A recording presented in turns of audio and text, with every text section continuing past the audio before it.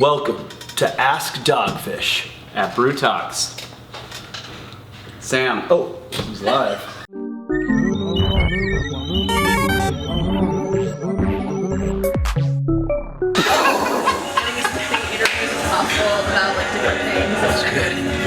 Where are we? True Sam. We are in the famous Standard Tap, really the iconic pioneering beer bar of Philadelphia in the Northern Liberties. We're drinking what you have to drink when you come in here. The first thing you got to get is the famous local Pennsylvania Chesterfield Ale, which is a nice hoppy light lager.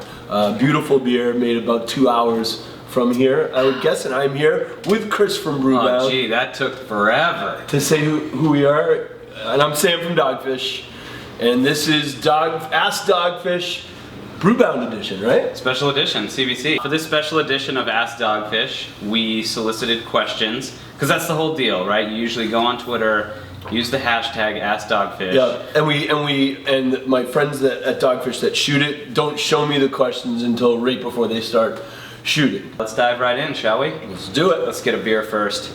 Cheers.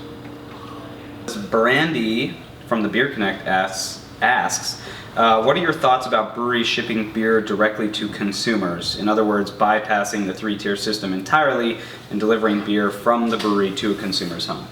I mean, I think it's a doable option, but I am a firm believer in the 3-tier system, and I think if it's allowed, it should be only allowed to a certain amount of volume. Right. Because I don't want to, and I kind of frankly feel that same way, and maybe I might differ with the Brewers Association on this a little bit.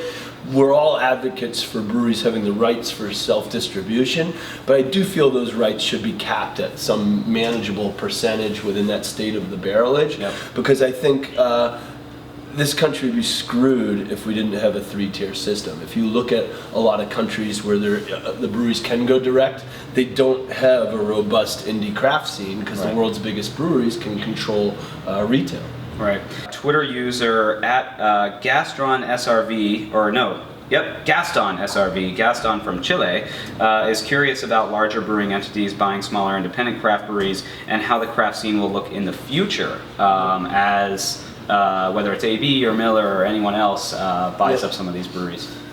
Hopefully in Chile, I don't know if you guys have a 3-tier distribution type of environment, but hopefully you have a world where the consumer can know who really made the beer in your country and has a way to access buying that beer as part of the democracy that we love in this country. It's pretty awesome that consumers can vote with their wallet and their pocketbook to say, maybe they say, I don't give a shit if it's Indio, that's a cheap IPA made by a massive brewery. I don't give a fuck about politicizing my beer choices. Right. Here's $3. Or maybe that same person says, you know what, I want this money to stay in America and stay in my community and keep this family-owned company going, and I'll put $6 down the bar for that choice. Everyone should be able to make that choice for themselves, but they can't make it without knowing the real context of where the beer is. They should have all the information. Yeah. Perfect segue, because Dave from Epic Brewing asks, what steps do you think will be necessary for craft brewers to take as a group to effectively combat the perpetuation of the illusion of craft selection due to AB InBev's aggressive proliferation of the now, and he calls them, quote, fake craft brands they purchased? Whoa. Yeah. Yeah. Pretty serious words. I think there has to be a definition of craft. And I do wish that the world's biggest breweries that sell beer, that they market as if they come from little indie craft breweries, would be a little bit more transparent and forthcoming with the truth about who really controls those brands. Right. So I'm a firm believer in the BA's definition, because frankly, I feel like if those massive breweries win and can sell $80, halves of beer that they act like were made in this little neighborhood brewery, then the 4,200 true indie craft breweries that don't have that kind of access to market, that kind of access to ingredients, that kind of access to distribution, we can't win. We'll never win playing the price game. The biggest breweries that sell cheaper beer as craft beer will win that game. So we need consumers and amazing bars like this one, the Standard Tap. I mean, look at this: Sly Fox, Yards, Victory, Weyerbacher, Victory, 2SP, Flying Fish, Dogfish Head!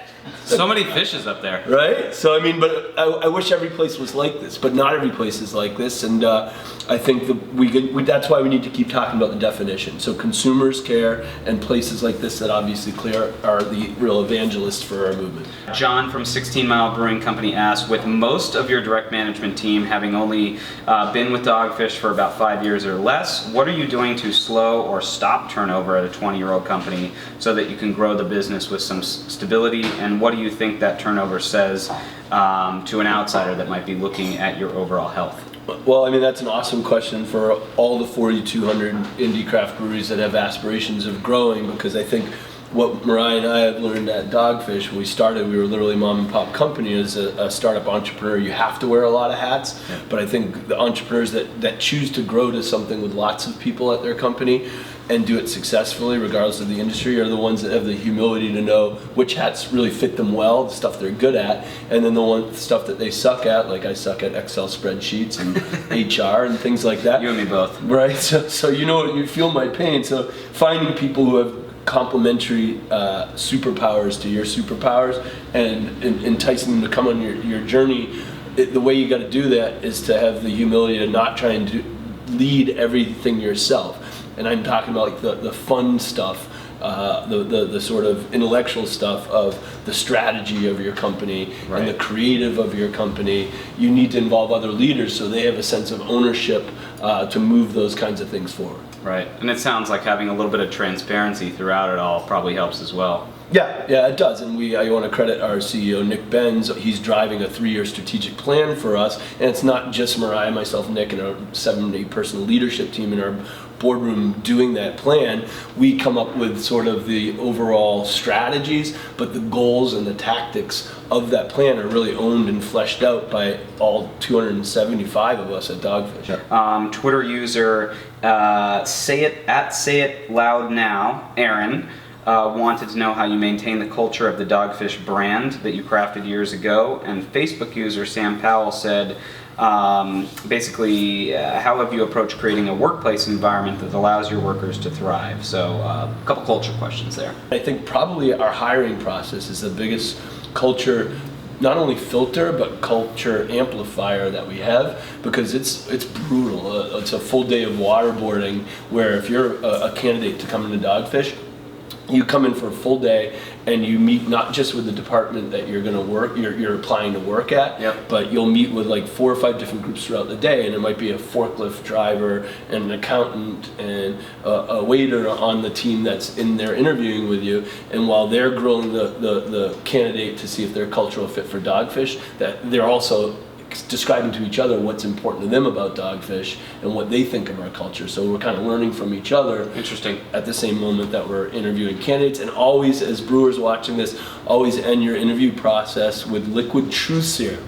Because someone at the beginning of the day might seem like a really good candidate. I like that. But at the end of the night, after 4 or 5 beers, like, man, that guy was a douchebag. I'm glad we were about to hire him. I'm glad we didn't. This has been fun. And Chris, I remember when you just started working and you came behind the booth with me at the Extreme Beer Fest. I don't know how many years ago, but I want to congratulate you and everyone in Brewbound for being a great voice within our industry. Thank you. Cheers. And enjoy the rest of the program, folks. Enjoy this Brewbound session.